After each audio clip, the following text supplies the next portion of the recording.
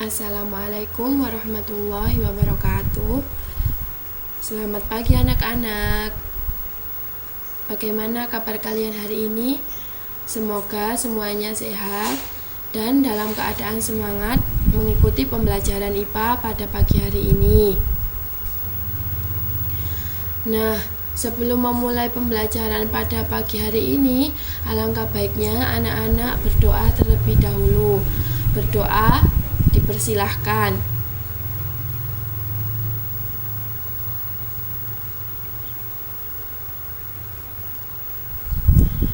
Berdoa diakhiri. Pada kesempatan hari ini kita akan belajar tentang sistem ekskresi.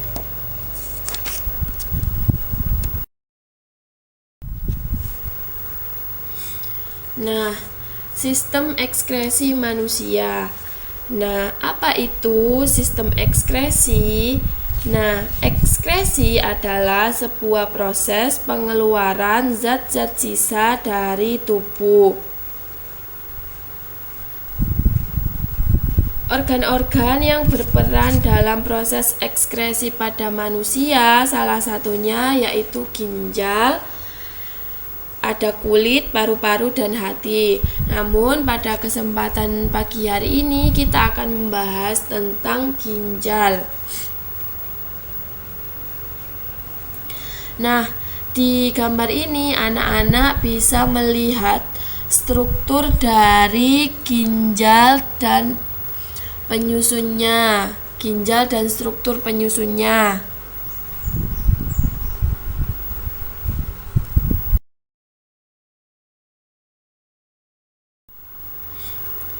Nah, di sini bisa dilihat bahwa struktur ginjal ada korteks seperti yang ditunjukkan anak panah di sini. Kemudian ada medula atau disebut dengan sumsum ginjal. Kemudian ada glomerulus. Kemudian ada pembuluh kapiler. Kemudian ada arteri ginjal. Kemudian vena ginjal. Ada ureter, kemudian saluran pembawa hasil penyaringan.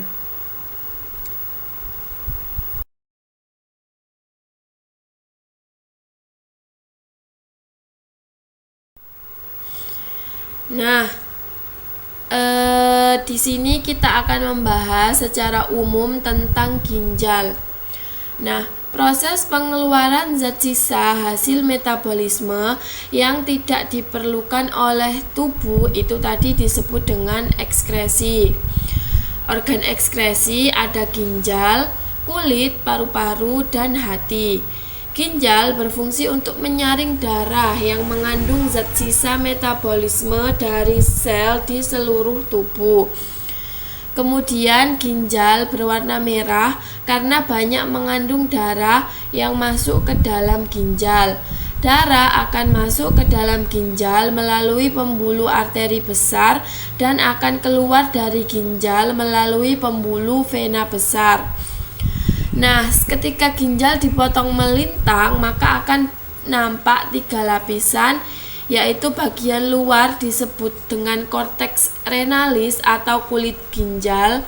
Kemudian di bawahnya itu disebut dengan medula renalis, dan di bagian dalam terdapat rongga yang disebut rongga ginjal atau pelvis renalis.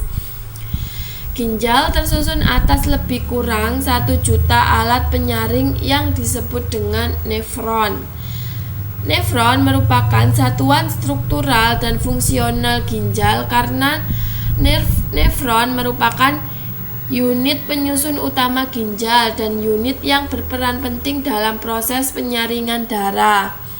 Nefron terdiri atas sebuah komponen penyaring atau badan Malpighi yang dilanjutkan oleh saluran-saluran atau yang disebut dengan tubulus.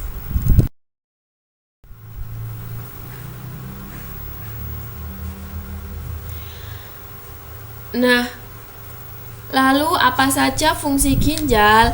Yang pertama, fungsi ginjal yaitu menyaring dan membersihkan darah. Kemudian mengatur volume darah, mendaur ulang air, mineral, glukosa, dan juga gizi, mengatur keseimbangan kandungan kimia darah, mengatur kadar pH dalam darah, menghasilkan hormon, mengatur keseimbangan osmotik, dan mempertahankan keseimbangan ion di dalam plasma darah. Nah, lalu bagaimana proses pembentukan urin yang melibatkan ginjal? Yang pertama yaitu ada tahap filtrasi. Nah, anak-anak bisa dilihat di sini yaitu gambar untuk proses filtrasi.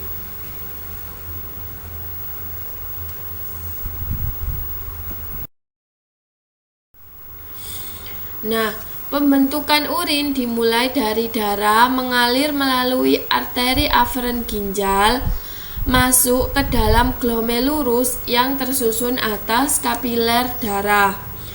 Kemudian ketika darah masuk ke glomerulus, tekanan darah itu menjadi tinggi sehingga mendorong air dan zat-zat yang memiliki ukuran kecil keluar melalui pori-pori kapiler dan menghasilkan filtra. Cairan hasil penyaringan disebut dengan filtrat. Nah, filtrat tersusun atas urobilin, urea, glukosa, air, asam amino, dan ion-ion seperti natrium, kalsium, dan juga klor. Kemudian filtrat tadi sementara disimpan di dalam kapsul Bowman. Darah dan protein tetap di kapiler darah karena tidak dapat menembus pori-pori glomerulus. Kemudian filtrat yang disimpan di dalam kapsul Bowman tadi disebut dengan urin primer.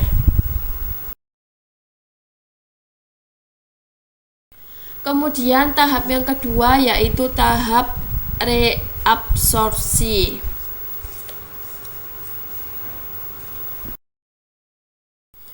Nah, pada tahap ini urin primer yang dihasilkan tadi pada proses filtrasi itu akan masuk ke dalam tubulus proksimal.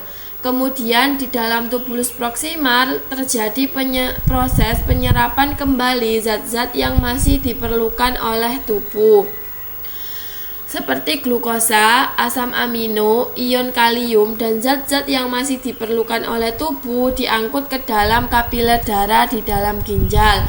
Sedangkan urea hanya sedikit yang diserap kembali. Kemudian cairan yang dihasilkan dari proses ini disebut dengan urin sekunder yang mengandung air, garam, urea, dan urobilin.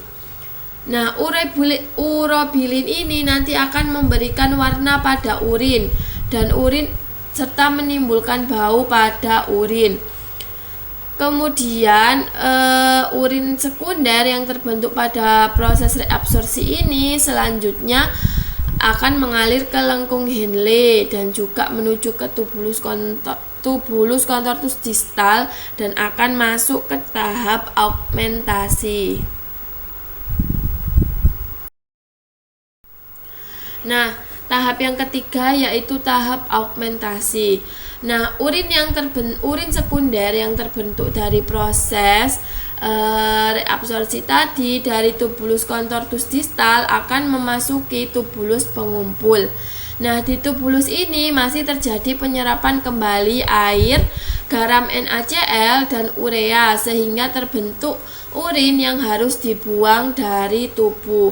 Nah, dari tubulus pengumpul, urin memasuki pelvis renalis, lalu mengalir menuju ureter dan menuju kandung kemih atau vesika urinaria.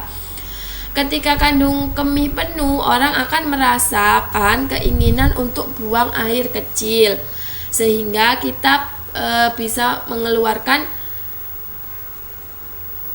hasil-hasil sisa dari ekskresi tadi. Kemudian yang terakhir yaitu urin normal. Nah, urin yang normal itu mengandung ada air, ada urea, ada garam dapur, kemudian zat warna empedu, dan juga hormon.